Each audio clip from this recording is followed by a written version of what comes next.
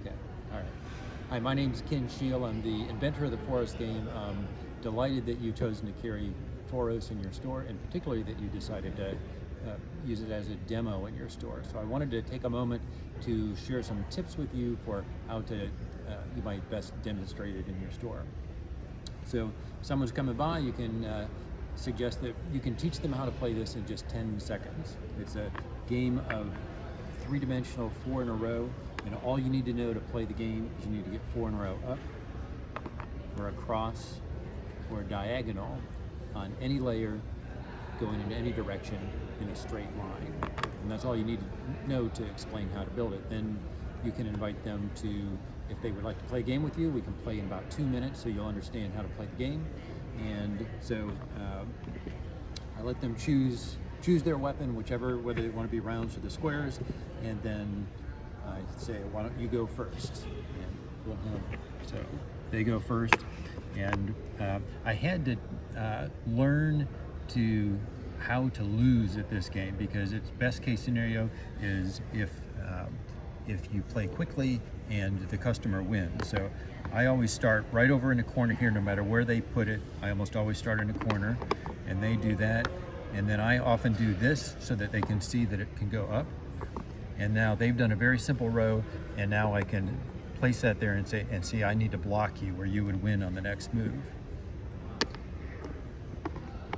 Nice.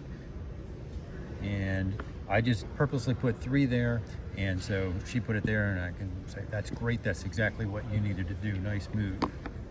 And see, I'm still working over here because I want the board very clear, and I want it to be a simple, quick game. And nice move, that's what you need to do. And see, we're playing, I forgot to tell you that you can explain that we're going to play a game of speed Foros, which means that we are both trying to make our moves in about 3 to 5 seconds. And she just won while I was talking, so I was distracted. But even that, such a simple way to win, that's wonderful. As soon as the game is won, you say, great job, nice.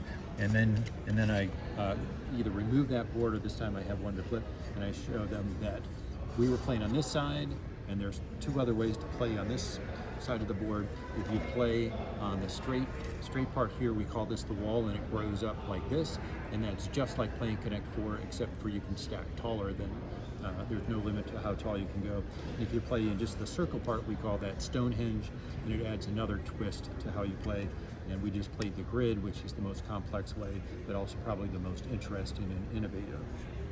So those are the 3 primary ways that you can play competitively, and these can be played with 2 to 4 players. And then there are other things you can do with blocks, with the game pieces, so that are individualized and non-competitive. And so we have the Foros art. We have lots of ideas here of things that you can build. These are meant just to be as starters. People may want to build exactly what this is. Hopefully they will experiment and design their own structures. And then we have some STEM challenges. This is 3 views of the same object. And so they try to build it by looking at that as basically a simplified blueprint or technical drawing. And so it's very helpful for teaching how to think 3-dimensionally, but in a very easy, accessible way. And then lastly, we have 3-dimensional Sudoku. And so the clues are around here on the edge, and then you build the solution with the blocks inside. And so we've tried to build this so that there are lots of different play modes and play styles you can do, from competitive. You can do the quick speed Foros that we did. It can be a much slower strategic game that might last considerably longer. And sometimes after you've played for a while, you just want to build stuff, or maybe you're alone and you just want some challenges to do by yourself. So by explaining these things in a concise way with your customers, hopefully they'll understand the game, and we hope you will sell a lot of them.